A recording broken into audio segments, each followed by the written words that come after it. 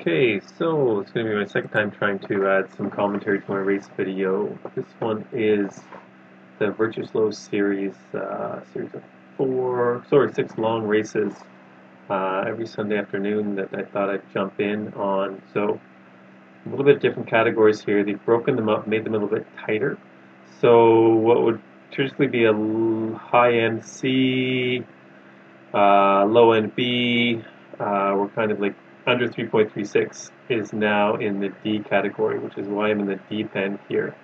Uh, this week's course is London Pretzel, which if you've raced it before, you know it's long flat, a little bit of rolling, eventually hit the Fox Hill at 32-ish kilometers. So here everyone's stuck together. I think a few people got dropped at the start, but for the most part the group stuck together for a long time. Some people pushing up the front, not a lot. Yeah. Kind of what to be expected in this course is that no one's going to try to do a long break from this far out. It makes no sense with two big hills. So I'm just trying to stick in the group, take it easy, and then save my legs as much as I can for the climbs. So see, like I said, everyone's together, and then I'm going to skip ahead here in a bit. But one of the things I found confusing with this race, and it may have to do with how things are set up, was that the chat was coming through for all of the different categories. So C wasn't too far up the road, so I think we were getting a lot of their messages. So it was a bit confusing who was talking and where the messages were coming from. I guess we had a few, and I thought it was people in this group, but not. So here you see we skipped ahead all the way to 20. Nothing changed. Same group, a little bit of churn in the group, and we just keep going to the city around and around a few times before coming out to go up to the hills. We see a few people at this point. There are some people. There's one guy up the front there. I think at some point he was 6 or 7 seconds up the road. Don't really understand that move, but if he feels he wants to go ahead, go ahead.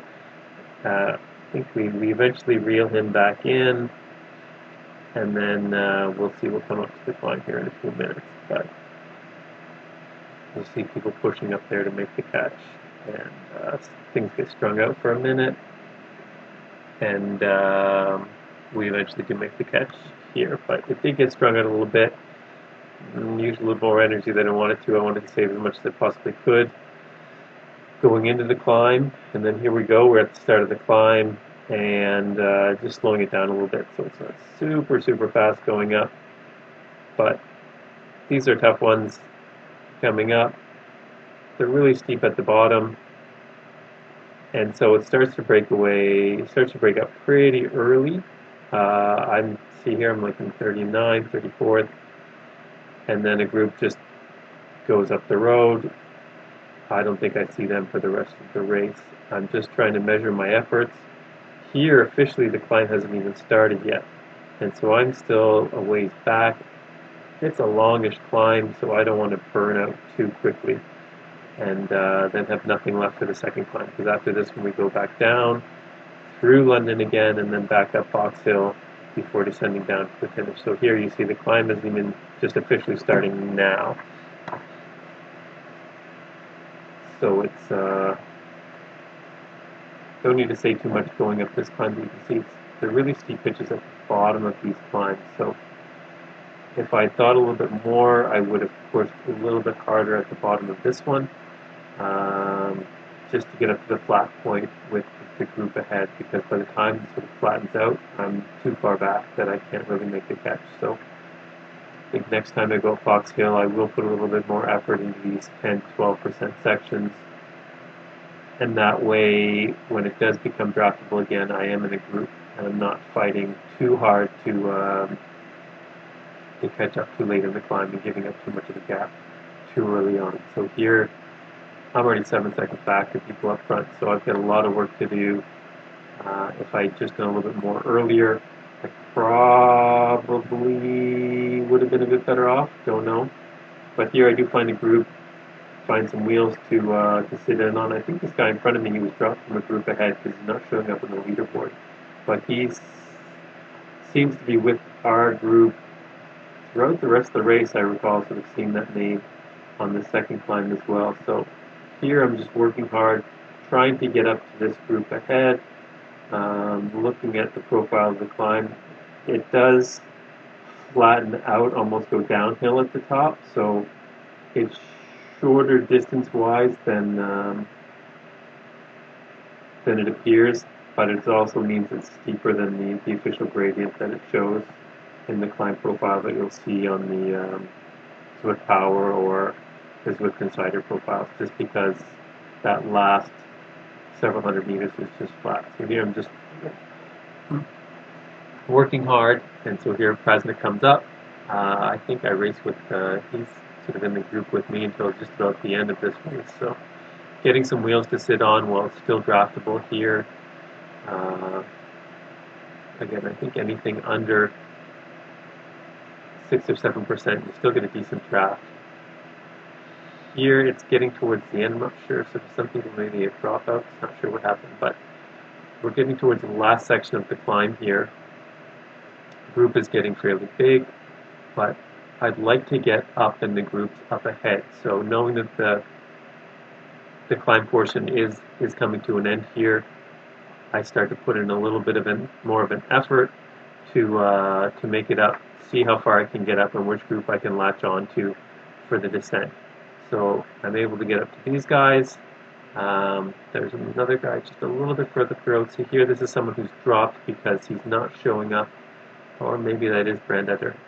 But yeah, so it's sometimes hard to tell, like, if it's a dropped person, if it's not a dropped person. I'm not sure how. Again, I haven't set up any races, so I don't know how to set it up so that you actually don't see people from other pens in the race. But here we start actually, like I said, go downhill and then flat to finish this. So trying to catch this group up ahead and get, but I'm not able to get on. I'm not able to sort of get up to that group just ahead. So here the other group catches up with me, I get in with them, there we go. So it's, I really don't like this kind of way that Zwift does on top of these climbs. I wish they'd get rid of that. So we, decent group coming down, descending together, which is nice. But the other group, I think we'll see a gap in a second. We've got someone 14 seconds up the road, 13 seconds. But there's another group much further ahead because there were a few really strong climbers in this race. So here I thought that when I get to the bottom of that climb, I was thinking, oh, Surrey Hills, we're going right back up again, but that's the Surrey Hills and not the London Pretzel. So this lovely staircase that we go through with the London course, sticking with this group as much as possible. See, the other group's about 30 seconds up the road, so it's not really doable. It's a stronger group, but to make that kind of catch and then have anything left for the climb isn't likely, so I'm just happy to sit in. This guy, Horvat, he sort of going up the front, I'm like, okay, well, if you're going to go, I'll try to sort of sit in your wheel, but it wasn't going to happen. It's a long stretch. Like I said, it's too much to try to bridge that gap and have anything left on the climb. So I'm just happy to sit in this group, use little energy as possible because my legs are hurting, and Box Hill's even longer climb, and not really wanting to do it on tired legs. So Horvat again going up the front, really pushing him. I'm not sure whether he thinks he's going to bridge that gap on his own. It's up to 36 seconds now. The group keeps reeling him back in. So we just, again, saving as much energy as I can. Some people try to push up the little rollers. I don't know, like it's a big gap to really put into much effort. But to each their own. I'm happy to stay in the group as long as I can keep in the draft somewhat. I'm happy to just get pulled along up into the bottom of the climb. So we're going to come up on the climb in a second here. We're just coming out through, back up, and then here we go. So we'll see this go. So we're 20th, 15th-ish.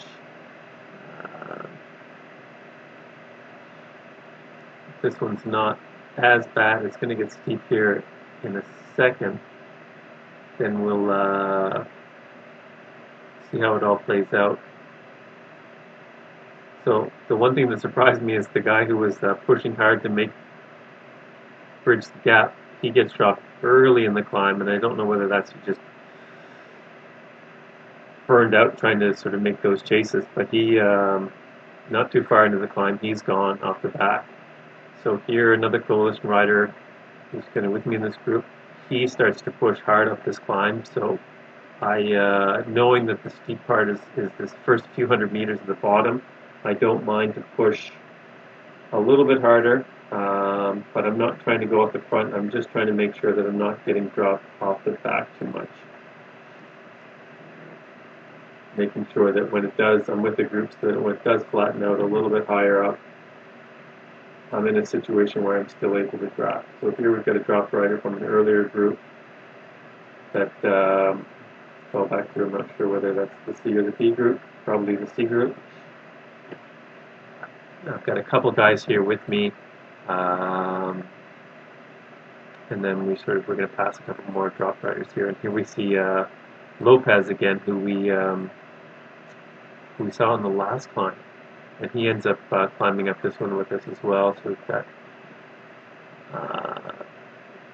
one of the Slovenian guys, not on VirtuSlo, but a lot of Slovenian guys in this race, obviously, with VirtuSlo being the Slovenian contingent of Swift. Sticking with these guys as much as they can. Again, not trying to make gaps, but just trying to make sure I don't get gaps. And then I have a group to go with on the descent here. We've already gone past the really steep part on this climb, but my legs are really, really tired at this point in the race. So I'm just going to do what I can to stick with the group without totally blowing myself up. So the people that we see on screen here are just dropped riders. And again, it's hard to, like, you see someone up the screen, but then you look on the leaderboard and you're like, well, that's not 12 or 14 seconds that I see. So it's, I guess it's just a feature of Swift when you've got multiple pens all on the course at the same time. It's hard to tell who's who and who you're actually trying to catch up to. You see there's one guy 7 seconds, 6 seconds up. So, but again, it's minor places at this point. Here I'm 12th, and that's about, I guess, the best I could really hope to finish, which is fine. I'm not really a strong climber, so if I can finish top 15 in a course with 2 big climbs on it, that's fine. I can make it up later in the series, perhaps with on some of the other courses.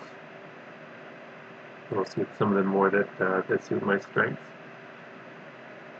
But I think there was a pretty big gap at the end of this one. The guy who finished first was quite a lot stronger than the rest of the field. So we'll see what happens. We'll see at the top when we look at the box hill times. So here we see 8 minutes. 8 minutes flat, and when we see the second place, we'll see it's a considerable gap. He really outclimbed everyone, so there we got 47 seconds, 30 seconds. So between first and second on that climb, just for that segment, is 30 seconds, which is a lot in across one category. Here we're getting towards the top, flattens out a bit. We've not managed to catch up with the guy just ahead of us. He's 4 seconds up. But we've got a group of 4 ready to go on the descent. Again, this cutaway is terrible. 4 seconds, 5 seconds up ahead, but I'm just happy that there's a group that we can descend together, work on the draft together, and perhaps catch up to some of these guys who are so low up ahead of us. It's always the fun part with Fox Hill is that you finish climbing flat downhill and you've got this really steep section to get back up before descending again. But here we go, no more climbing for the course. I'm happy about that.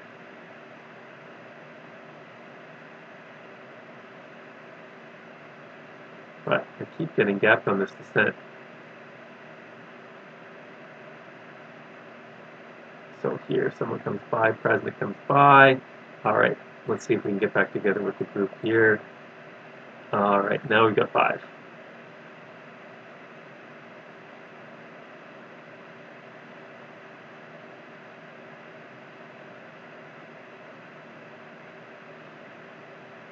So everything's good. Still drafting, not super tucking, but I'm in the draft behind these guys. I'm still in the draft. But then coming up here, all of a sudden I get out of the draft somehow. And then out of the draft, but I still don't super tuck. And then it's gone. 3 seconds up the road, I'm not sure what happens. Still no super tuck. There, finally get one. But it's by this point 4 seconds back. That's it. 6 seconds back. It's if I had any legs left, I could try to make the push, but it's not going to happen. So I'm just happy to roll across the line. I'm not really going to do too much work. Make sure I don't get dropped by this guy. 1.5, 10 seconds up the road. It's not happening today. So I'm just going to roll across the line. Try to figure out what happened on that descent because I don't know why I got kicked out of the draft when they were just in front of me. They're in the same group. Should be drafting off of them, but got kicked out of the draft on the descent. By the time I realized that I lost the draft, it was 1 second, 2 seconds, 3 seconds. Super Tech wasn't engaging, and then it was just too late. This time I kind of fell asleep here. He got off the front a little bit. I caught up, sat up for a second. I should have just worked it through, but again, minor places. I lost 1 place, 14th to 15th. Hard race, but fun.